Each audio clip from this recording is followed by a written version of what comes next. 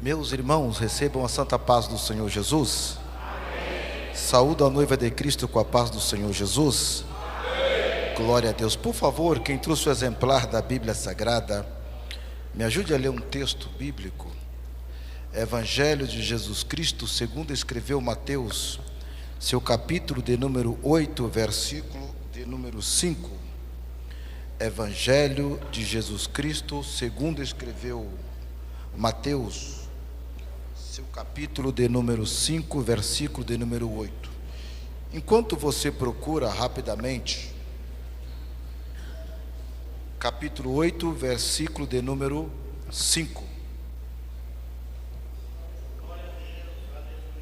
Enquanto você procura rapidamente, eu quero usar os seus ouvidos, eu aproveito essa oportunidade única e sem par, para agradecer a Deus do dia em que Deus me tirou do mundo do pecado. E a maior promessa que Deus fez na minha vida não foi carro, não foi prata, não foi ouro, fama e sucesso. A promessa que Deus fez na minha vida é a coroa em glória no céu se eu permanecer firme e fiel a Ele. Glória a Deus. 2 pessoas creu, amém. Seria eu ingrato a Deus se não glorificasse a Deus pela vida do nosso pastor presidente, Moacir Balotin. Que Deus abençoe e continue lhe dando sabedoria, longanimidade. Te amo, meu pastor. Que Deus abençoe grandiosamente a todos os demais pastores que aqui estão, amém? Que Deus abençoe a todos vocês. Vocês podem me ouvir alguns minutinhos? Diga glória a Deus. Também aproveito essa oportunidade, irmãos. Estou debaixo da bênção do meu pastor presidente natalício, é onde eu congrego ali, Assembleia de Deus, Ministério Missão, Setor Sapopemba. A igreja recebe a paz do meu pastor, diga amém. Amém. Que Deus abençoe a todos vocês, amém. Não dá para falar o nome de todos os pastores que eu conheço aqui, vai demorar muito. Pastor Ricardo, um grande amigo, pastor Jefferson ali do Cidade Tiradentes, pastor Marcílio, que Deus abençoe a todos vocês, amém. Todos acharam, irmãos? Que diz assim o texto bíblico, Mateus capítulo 8, versículo 5. A cura do criado do centurião. E entrando Jesus em Cafarnaum, chegou junto dele um centurião, rogando-lhe e dizendo: Senhor, o meu criado jaz em casa, paralítico e violentamente atormentado. E Jesus lhe disse: Eu irei e lhe darei saúde. E o centurião respondendo disse: Senhor, não sou digno de que entre debaixo do meu telhado, mas dize somente uma palavra. Repete comigo, uma palavra, e o meu criado há de sarar. Pois também eu sou homem sujeito ao poder, e tenho soldados à minha ordem. E digo a este: vai, e ele vai, e ao outro: vem, e ele vem, e o meu criado faze isto, e ele faz. E maravilhou-se Jesus ouvindo isto, e disse aos que seguiam: em verdade vos digo, que nem mesmo em Israel encontrei tanta fé. Somente até aqui, amém, irmãos? Glória a Deus. Subordinado ao Espírito Santo de Deus, mediante a esta leitura dessa palavra, Deus, Ele brada ao meu coração ao tema dessa mensagem, que é o poder da palavra. Se você acredita neste culto, se você veio buscar uma resposta de Deus, se você precisa sair daqui com uma palavra de Deus, eu vou contar de 1 até 3 e você vai repetir comigo: o poder da palavra de Deus. Vamos lá? 1, 2, 3. O poder da palavra de Deus. Meu Deus, que lindo. De novo para nós envergonhar o inferno, vamos lá? O poder da palavra de Deus. A Bíblia Sagrada é o livro mais antigo de toda a história da existência do universo. Percebe que quando Deus ele cria o universo, ele cria a terra, a palavra de Deus já foi lançada quando Deus disse: Bereshit bara Elohim, no princípio criou Deus os céus e a terra. Percebe que a palavra de Deus ela já está sendo lançada. E aí começou as suas escritas na antiguidade do Antigo Testamento, escrita nas pedras, ou por que não dizer também escrita no papiro, que era as tábuas, e depois mais adiante a Bíblia ainda se tornou ser escrita em pergaminho. Mas a palavra de Deus, ela sempre foi fiel. A palavra de Deus, ela nunca mudou e nem mudará. A palavra de Deus, a Bíblia, em qualquer biblioteca que você chegar, lá vai estar a Bíblia. E quando alguém coloca a Bíblia na cabeceira ou em cima de uma biblioteca, é sinal que alguém crê nas palavras que ali está escrito. Automaticamente, se a Bíblia está em cima, ela vai se tornar a cabeça de todos os livros. Mas existe biblioteca espírita, existe biblioteca Allan Kardec, existe biblioteca pessoas que não crêem neste livro. Aí alguém pode tentar esconder ela dizendo assim: eu vou colocar ela no meio da biblioteca, no meio dos livros, que lá ninguém vai achar nessas sentenças de livro. Mas se ela estiver no meio dos livros, ela não vai estar escondida. Por quê? Se ela estiver no meio, ela vai ser o coração de todos aqueles livros. Mas se alguém achar ainda mais dificuldade de dizer: eu vou colocar a Bíblia embaixo, porque lá ninguém vai achar, até chegar nesse monte de livros, se ela estiver embaixo, ela vai ser a sustentação de todos aqueles livros. E esta palavra de Deus inefável, a palavra de Deus inerrante, a palavra de Deus que vem de contratempo com a nossa vida, que ela é baseada em 66 livros, divididos em 2 tempos. O primeiro tempo, o Antigo Testamento, conhecido como Atanar, e o segundo tempo, conhecido como Brit Hadashah, que é o Novo Testamento. No Antigo Testamento 39 livros, no Novo Testamento 27 livros, e ela vai ser dividida em 9 partes. A primeira parte da palavra de Deus, que tem a sua divisão, é o Antigo Testamento, conhecido como as Leis de Moisés, que são os 5 primeiros livros da Bíblia: Bereshit, Shemot, Vaikirá, Bamitzbar e Devarim, que é Gênesis, Êxodo, Levítico, Número e Deuteronômio. Aí vem então a segunda divisão da Bíblia, entre assim os livros monárquicos dos reis de Israel, e junto com eles também os profetas. Por que os monárquicos e os profetas? Porque sempre quando era se levantado um rei, Deus levantava um profeta. Vou repetir de novo: sempre quando era levantado um rei, não quando Deus levantava, quando era levantado um rei, Deus levantava um profeta. Por quê? Deus nunca esteve preocupado com política. A preocupação de Deus era o arrependimento do povo e salvar um povo para ir morar na glória com Ele. A terceira divisão da Bíblia então entra-se nos livros dos profetas. São os 16 profetas da Bíblia, conhecido como os 4 profetas maiores e os 12 profetas menores. Então entra então os livros poéticos, que entre eles Salmos, Cantares, Provérbios, livro de Esté, Neemias e o demais livros, Provérbios também, Eclesiastes. E aí então entramos no Novo Testamento, e começa contando o quê? Os 4 primeiros livros, que vai dizer o Evangelho de Jesus Cristo: Mateus, Marcos, Lucas e João. Aí então entra então o livro do Talmedim ou Talmud, que é conhecido como o livro do Atos dos Apóstolos, que fala dos discípulos. Então entra então na sua 6ª divisão, entre as cartas paulinas, na 7ª divisão, as cartas diversas. Entra então a sua 9ª divisão, que é o livro do Apocalipse, o livro da revelação.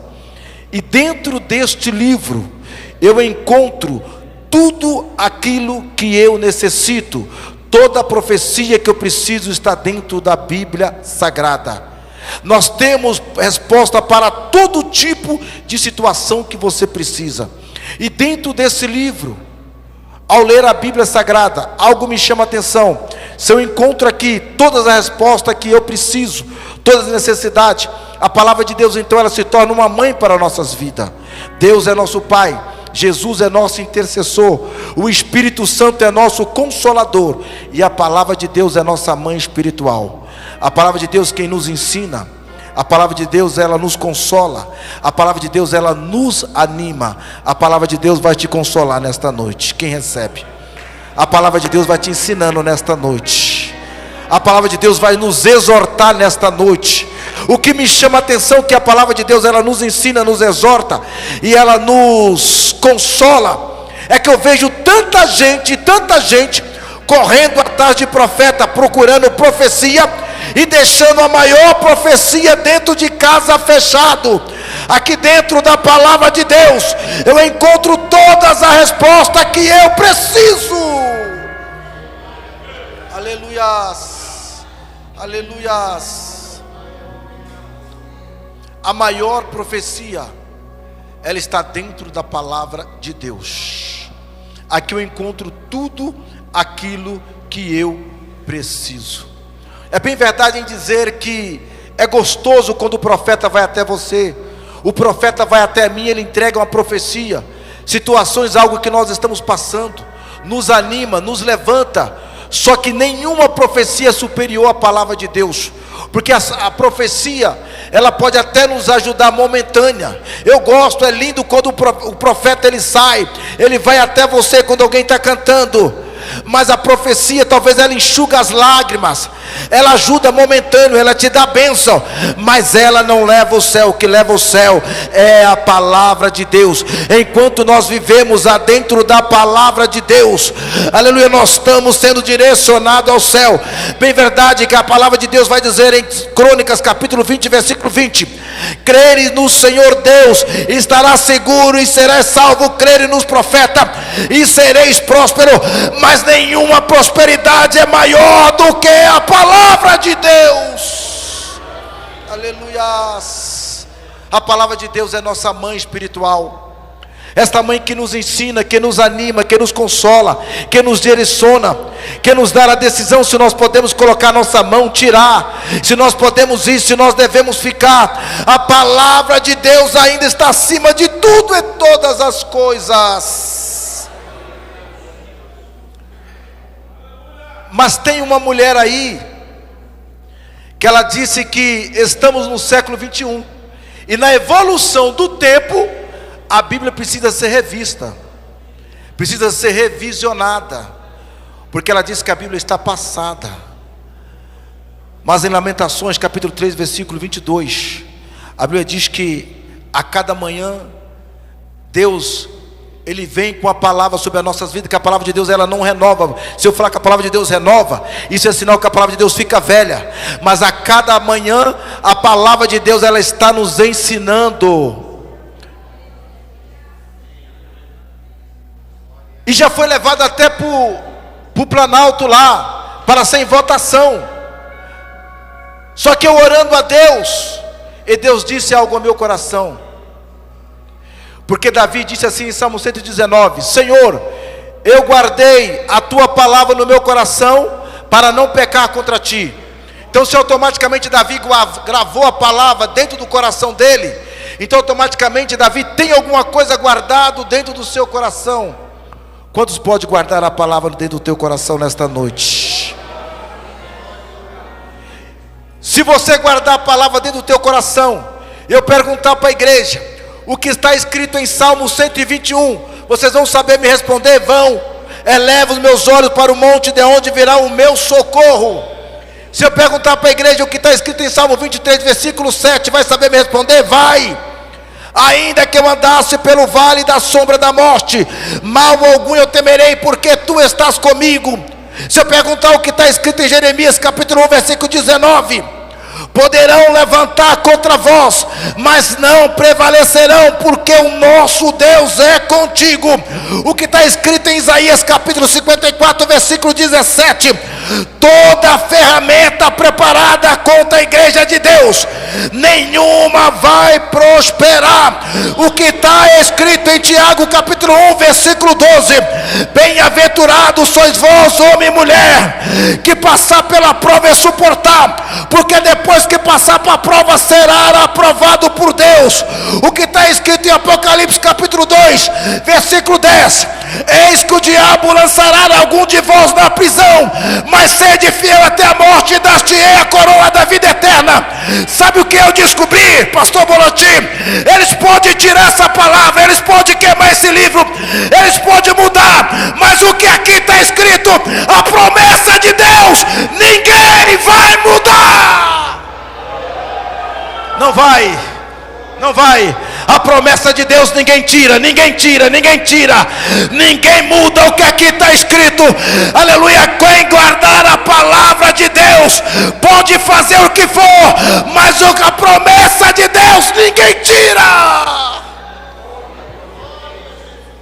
Aí eu orando a Deus, eu descobri no livro de Amós, capítulo 8, versículo 12, que vão chegar um tempo que eles vão correr de um lado para o outro, da esquerda para a direita, da direita para a esquerda, procurando a palavra de Deus, e não vão encontrar. A palavra de Deus está sendo pregada nesta noite. Eu tenho pena de muitas igrejas que trocam a palavra pelo show gospel. Estão trocando nossos púlpitos para os palcos de show. Aleluia. A palavra de Deus ainda é a maior profecia em favor das nossas vidas. Aleluia.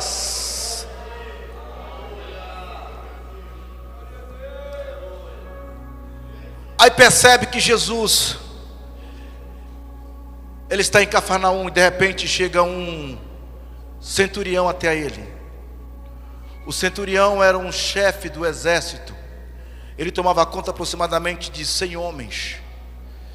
E quem já serviu o exército aqui, marinha, exército, aeronáutico, já foi militar, sabe que quem faz parte de uma comparação, ele tem um coração um pouco duro.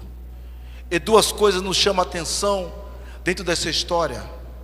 A primeira é a fé daquele homem, e o segundo é o amor dele com o seu criado. Ele vai até Jesus e diga: mestre, o meu criado, ele está enfermo, ele está moribundo, ele está endemoniado, eu preciso que o Senhor faça uma obra. Jesus olha para ele e diz assim: eu vou até a tua casa e vou libertar o teu criado. Mas quando aquele homem olha para Jesus, diz: mestre, se o Senhor liberar apenas uma palavra, porque eu sou um homem de falha, um homem errante, e não sou digno de receber o Senhor em minha casa. Jesus olha para ele e diz assim: pode ir em paz, porque o teu criado já está liberto. Eu vejo duas conjunções: a fé e a palavra. Repete comigo: a fé e a palavra. E o que está acima? A fé ou a palavra que está mais acima? Alguém respondeu fé, alguém respondeu palavra, que eu ouvi. A palavra está acima da fé. Jesus, ele vai uma vez, vai falar para os discípulos: se tiverem fé, como um tamanho, não é de um tamanho, como o tamanho de um grão de mostarda, e você profetizar, aquele monte vai transportar para um lado para o outro. A fé remove montanha, a fé levanta o paralítico, a fé ela dá vista aos cegos, ela faz o mudo ouvir. Mas a palavra ela ainda está acima da fé.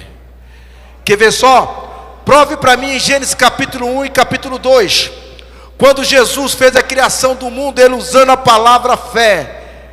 Não tem a palavra fé em Gênesis. Jesus, pela sua palavra, ele disse: Bereshit bara Elohim, no princípio criou Deus os céus e a terra, e disse Deus: haja luz sobre a face da terra. Imediatamente houve luz. Ele não usou a fé. Jesus disse: haja água sobre a face da terra, e houve a divisão, parte seca e parte molhada. Deus não usou a fé.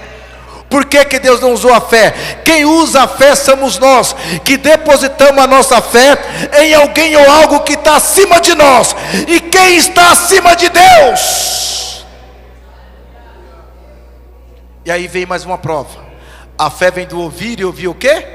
A palavra de Deus. Se você acredita em profecia, levante a tua mão.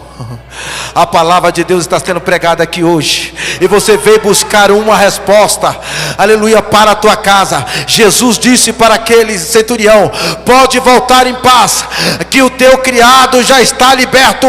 Eu estou profetizando para alguém que você saiu da tua casa, você deixou um grande problema lá, mas se você acredita, levante a tua mão e aponte em direção à tua casa. Aponte, porque o milagre lá dentro hoje será do tamanho da tua fé. Aleluia. Está cheio de profeta de Facebook, está cheio de profeta internauta, Profeta que profetiza por aplicativo de placa de carro, ele descobre o seu CPF, o seu RG, o seu endereço, o seu nome. Aqui não tem nada disso. Eu não sei o teu endereço, não sei o CEP, não sei o teu RG, mas o meu Deus, Ele conhece. Jesus disse: pode voltar para a tua casa em paz, porque o milagre lá dentro hoje será do tamanho da tua fé. Quem acredita? Quem acredita? O milagre já encontrou a tua rua, já encontrou o teu CEP, o número da tua casa, o teu bairro. É o milagre lá dentro. Essa semana será do tamanho da tua fé. Aleluias, aleluias. Olha o amor daquele homem. Ele poderia deixar muito bem aquele soldado morrer, sim ou não? Porque ele poderia substituí-lo, aquele soldado. Na minha intimidade com Deus, na minha intimidade com o Senhor Jesus, eu não sei o grau de intimidade que vocês têm, mas eu vejo que quando Jesus, Ele usou de misericórdia com aquele centurião, o primeiro fato que Jesus viu naquele homem é o amor dele com aquele criado. Um homem que não era crente, mas que foi em busca da saúde e da libertação daquele homem. Será que Deus está contente com nós de ver tanta competição no meio dos púlpitos, dentro das igrejas, disputas, internet, divulgações? Eu recebo a autoridade de Deus aqui. A igreja crê nisto? Está faltando mais amor no meio da igreja, está faltando mais amor ao próximo, está faltando mais compaixão, está faltando mais misericórdia ao próximo, está faltando mais de nós estendermos a mão, de usar de caridade. Existem situações na vida que nós vemos o nosso irmão na prova, sabemos que o irmão está na prova e dizemos assim: nós vamos orar. Escute, existem situações que a oração resolve, mas tem situações que a oração não resolve. Nós temos que ir lá e fazer a obra. E o nosso irmão Tiago vai dizer: aquele que vê o nosso irmão em erro ou em pecado, e nós podemos ajudar e não ajuda, nós cometemos pecado. Se a prova do meu irmão, se a luta dele, a dificuldade dele não me machuca, não mexe comigo, o meu defeito, o nosso defeito é maior do que o dele. E quando aquele homem recebe aquela palavra, Jesus disse assim: nem em Israel se houve tanta fé como eu vejo aqui na vida de alguns. A palavra fé no Antigo Testamento, ela aparece apenas 3 vezes. A palavra fé no Antigo Testamento é substituída pela palavra confiança. Entre uma delas está em Abacuque, dizendo que o justo viverá pela fé. Entre outras delas está em Josué, que pela fé Josué rodeou os muros e os muros veio abaixo. Entre outras elas, na passagem de Davi, quando ele jogou a fundo e derrubou o gigante. Mas no Novo Testamento, ela está escrito 286 vezes. E nessa autoridade que Deus me deu, eu quero juntar 2 coisas: a fé e a palavra. A fé e a palavra. Vamos juntar a nossa fé com a palavra de Deus. A fé vem do ouvir, e ouvir o quê? A palavra de Deus. Entrou alguém aqui que essa semana foi difícil para você. A semana está sendo difícil. O inimigo lutou com todas as armadilhas para tentar tirar a tua alegria, a tua paz dentro da tua casa. Usou alguém lá dentro, impediu, fez de tudo para você não estar nesse culto. Mas você está aqui dentro, e eu vou liberar a palavra profética que Deus mandou liberar.